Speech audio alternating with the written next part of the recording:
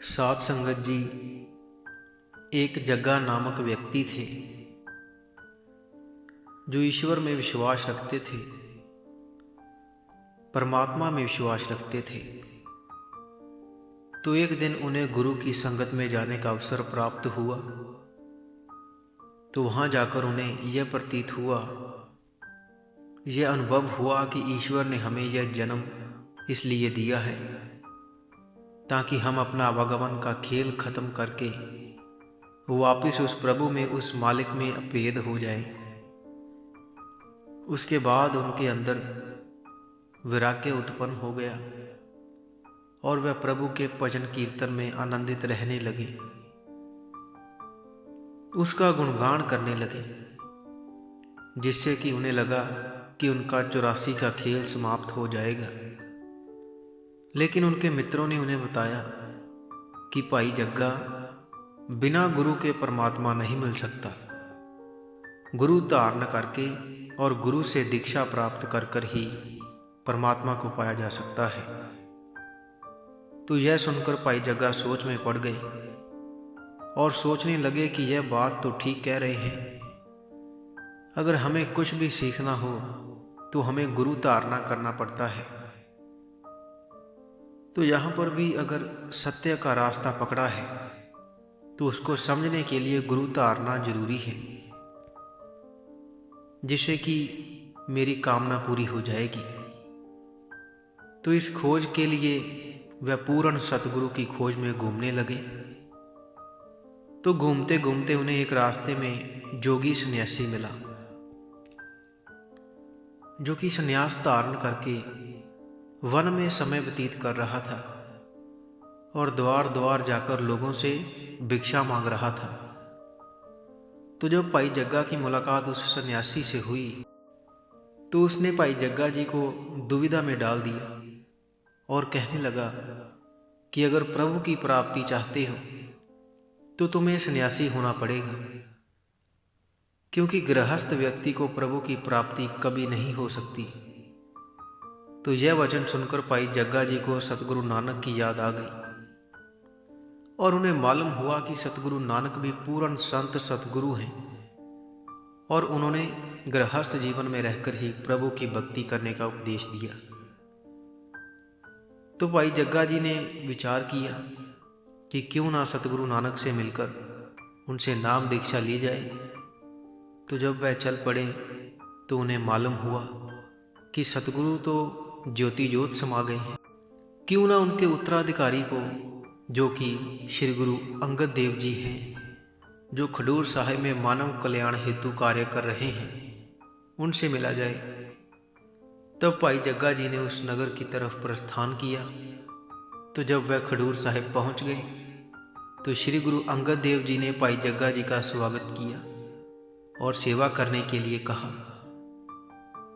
तो भाई जग्गा जी हुक्म पाकर सेवा करने में जुट गए और निष्काम सेवा के साथ हृदय में भजन भी करने लगे।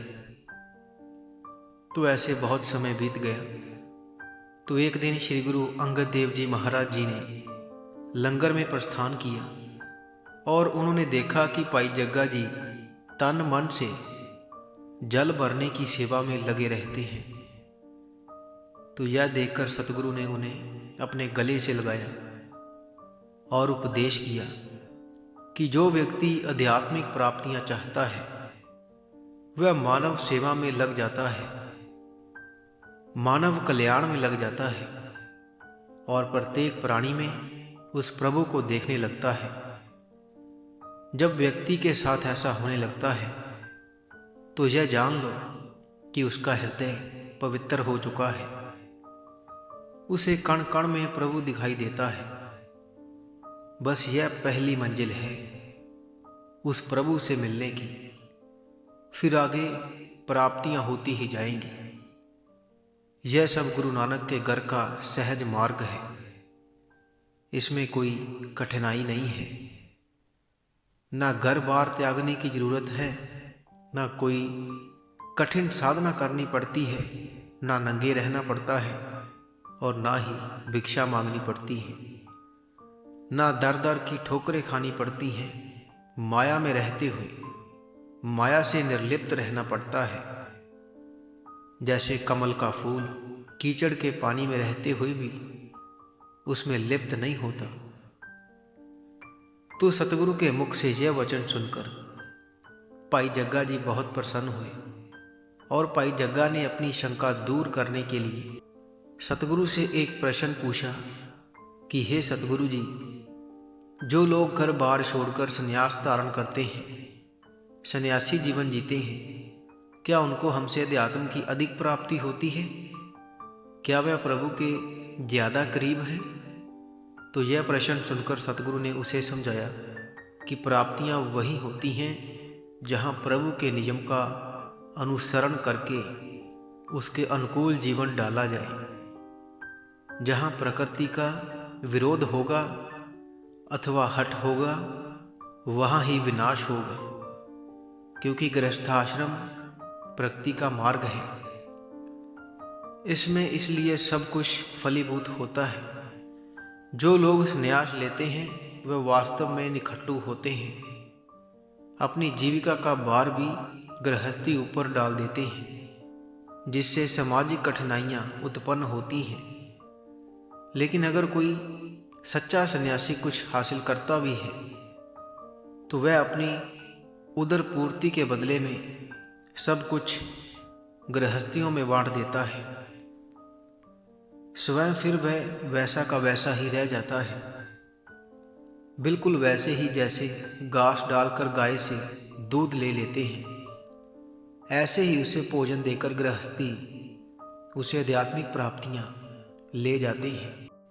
दूसरी ओर गुरु अमरदास जी सच्चे गुरु की तलाश में थे।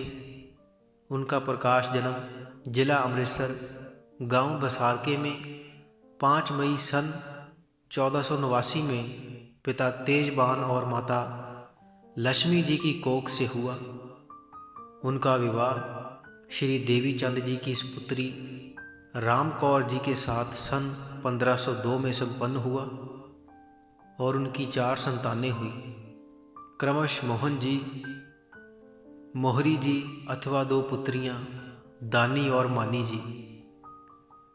सासंगत जी सतगुरु अमरदास जी 40 वर्ष की आयु तक खेती बाड़ी पर आधारित व्यवसाय करते रहे। उसके बाद आप जी ने इस काम को अपने पुत्रों को सौंपकर आध्यात्मिक प्राप्ति के दृढ़ निश्चय से हरिद्वार गंगा स्नान करने जाना शुरू कर दिया। यह कार्य लगभग 20 वर्ष तक चलता रहा। तो एक बार यात्रा में उनको एक वैष्णव साधु मिला जो उनके काफिले में सम्मिलित हो गया। उसको सतगुरु के स्वभाव में मिठास लगा और वह उनके निकटता प्राप्त कर उनके हाथ का बना हुआ भोजन ग्रहण किया। तो वापस लौटते समय उसने जिज्ञासावश सतगुरु से पूछ लिया कि आपका आध्यात्मिक गुरु कौन है? तो इस प्रश्न के उत्तर में सतगुरु ने जवाब दिया कि मैंने अभी तक गुरु धारणा नहीं की है। यह सुनकर वैष्णव साधु चौंक गया और उसने कहा कि मेरा धर्म भ्रष्ट हो गया। मैंने एक गुरुहीन व्यक्ति का तैयार किया हुआ भोजन ग्रहण कर लिया है। और वह अपने आप को कोसता हुआ वहां से चला गया। इस घटना का श्री गुरु अमरदास जी के हृदय पर बहुत गहरा आघात हुआ। वह विचार करने लगे कि मैंने जीवन के 60 वर्ष व्यर्थ में नष्ट कर दिए हैं। क्या गुरु के बिना व्यक्ति की गति संभव नहीं?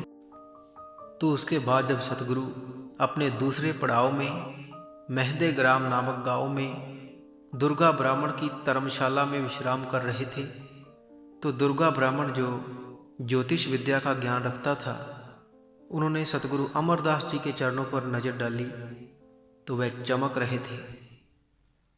तो जब उसने ध्यान दिया तो उसकी विद्या के अनुसार पद्म रेखा थी, जो कि किसी पराक्रमी पुरुष अथवा चक्रवर्ती सम्राट के पांव में होनी चाहिए।